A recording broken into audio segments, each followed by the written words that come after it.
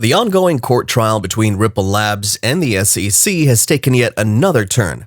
As Bitcoin aims for the $51,000 final resistance, Ethereum nears $4,000, and XRP is looking to retouch the $2 mark yet again for the first time since May. Ripple has recently been mandated by the court to hand over terabytes of previously withheld information due to an apparent data error in the form of 1 million Slack messages to the SEC. Welcome back to Make Money Online. If you haven't already, consider hitting that subscribe button and turning on post notifications. We also have a free Discord group where we share daily signals, and now you can also support us on Patreon. We have a special offer for our first 100 members, only $9.99 for our VIP Discord channels, where we share much more in-depth analysis and even one-on-one sessions. We also have a special discount offer on Binance. You'll get 5% off every trade you make on the platform if you sign up with our promo link in the description. Also in the description are links to get your hands on GSX, the gold-backed currency. This growth coin is designed to withstand market volatility, and it's backed by real gold and other mineral resources. Be sure to check out the links in the video description.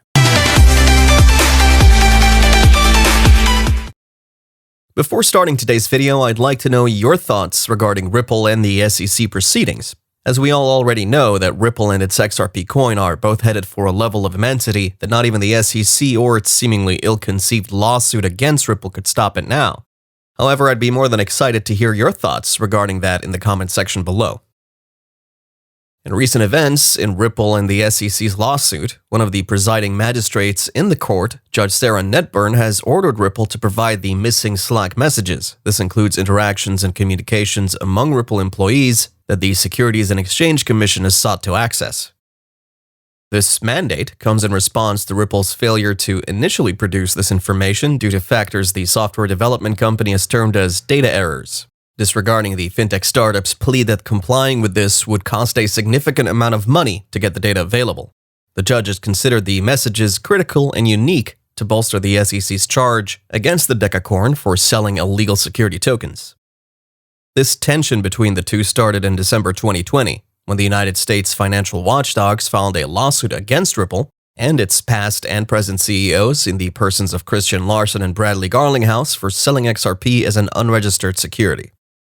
The SEC had initiated this lawsuit barely a few months before the end of the tenure of the Commission's former chair, John Clayton, and this irregular behavior has incited the curiosity of several independent investigators to the scene. A feud that has continued to grow even more intense as both parties exchange their views. Just as all of this noise about the lawsuit between Ripple and the SEC seems to be making more waves, crypto enthusiasts and expert financial analysts continue to frown on the United States financial regulators' bid to disrupt the crypto industry within the country, with the claims that they're trying to provide regulatory clarity for the asset class, with Ripple's coin as the case study. Following a recent update regarding the SEC's previous demands on Monday, August 9th, published by the legal news platform Law 360, the SEC had earlier compelled Ripple to produce these documents in the plaintiff's original motion, under the argument that the messages among Ripple employees were essential and relevant to the parties' claims, defenses which are proportional to the needs of the case, at which point the SEC had indicated to the court that the previous data produced by Ripple regarding the Slack messages were incomplete, a claim that Ripple initially denied before admitting after the defendant's counsel revised its statements because the payment processing platform's inability to provide the complete data was somewhat unintentional, given it was due to a data processing glitch which resulted in the blockchain firm's failure to provide the bulk amount of the data containing the relevant information requested by the SEC. But is this the end of the road for Ripple? I don't think so. In addition to these Slack messages, Judge Sarah Netburn has ordered Ripple to provide all messages from 22 email custodians, as the SEC asserts that Ripple's failure to produce these complete Slack messages as earlier demanded was highly prejudicial, considering the messages previously delivered to the SEC had within it an indication that the remainder would be highly relevant to the case. The SEC had stated that these messages include A. Discussions about Ripple's desire to create speculative trading in XRP, B. The effect of Ripple's announcements and efforts on, and Ripple's concerns as to, the price of XRP, the relationship and central importance of XRP sales to Ripple's overall business, and C. The regulatory status of XRP. Following through on the trend of events, the previous motion before this was filed by Ripple, who had requested for the employee records of the SEC to determine their XRP holdings, a claim the Ripple Council had maintained would then determine the actual time when the SEC started to have bad blood towards the XRP coin. As various statements from the commission had shown that 2 years before filing the lawsuit, in late December last year, the agency hadn't banned investors from interacting with the XRP coin, not even their employees. And now, Ripple goes forth to argue that it was unfair and unreasonable for the SEC to demand such messages, considering the amount of financial power needed to compile these months-old Slack communications, considering the financial cost needed to compile these months-old Slack messages.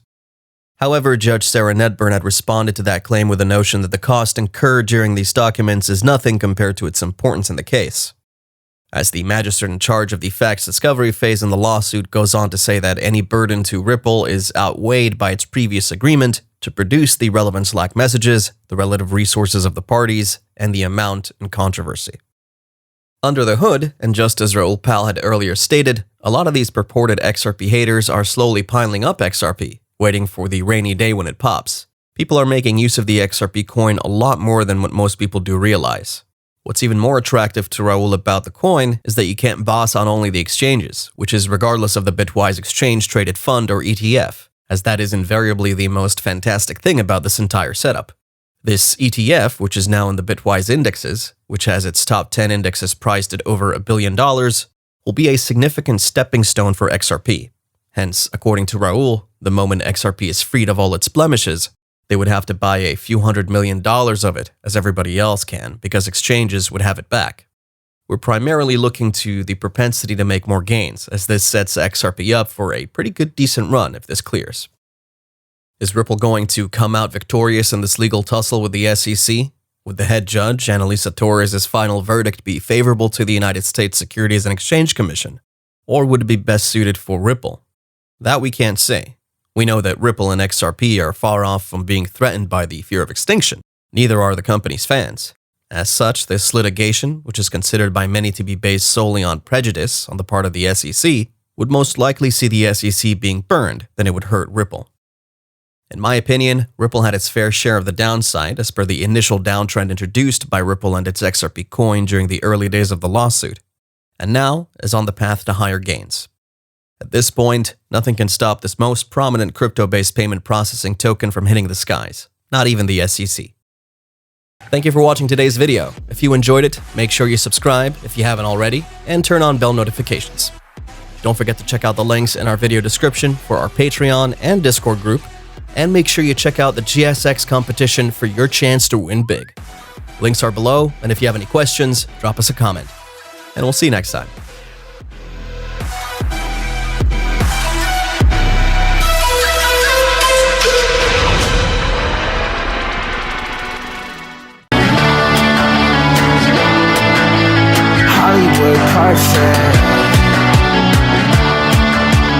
That's how it goes.